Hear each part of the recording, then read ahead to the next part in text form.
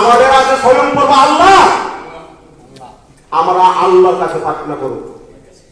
আমি আমাদের মুসলিম ভাইকে আমি বলতে চাই, আজকে আমি এই টুপি উপহার দিচ্ছি আপনারাকে। কেন না দেখেন আজকে সবার মধ্যে ফাঁসে সবাই এখানে চাক জমা ছিল, ওখানে কই টিপরালেন কিভাবে পাবে? অন্তত পক্ষে 5 ওয়াক্ত নামাজ পড়তে না পারলেও 3 ওয়াক্ত নামাজ পড়ার জন্য চেষ্টা করবে আমাদের মহারাজের জন্য। সকালে একবার, দুপুরে একবার, সন্ধ্যায় একবার 3 ওয়াক্ত নামাজ পড়বে আমাদের যে আমাদের মুসলিম ভাইরা। আর বাড়ি ঘরে যারা আছে তারা তো অবশ্যই 5 ওয়াক্ত নামাজ পড়বে। কিন্তু নামাজ পড়তে গিয়ে আমাদের উঁচু করতে গেলে কিভাবে করতে হয় অবশ্যই আপনারাকে জানাই, আপনারাকে বোঝাইছি।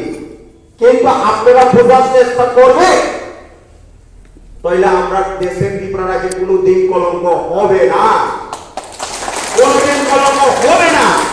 কারণ আমরা যে দুশ্মনকে আমরা অবশ্যই নির্মূল করে দিতে পারবো আল্লাহ নামে।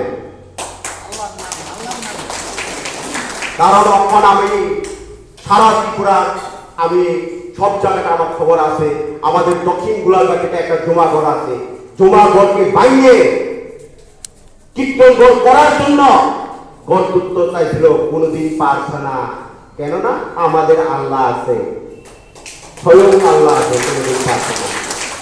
কিন্তু আজকে থাকে একটা ইতিহাস, এটা আমি মরে গেলেও এই হিস্টোরি থাকবো। কেননা আজকে এই বক্সনগরে আমি কোনো কিছু দিতে না পারলেও একটা টুপি উপহার দিছে আমার ভাইরা।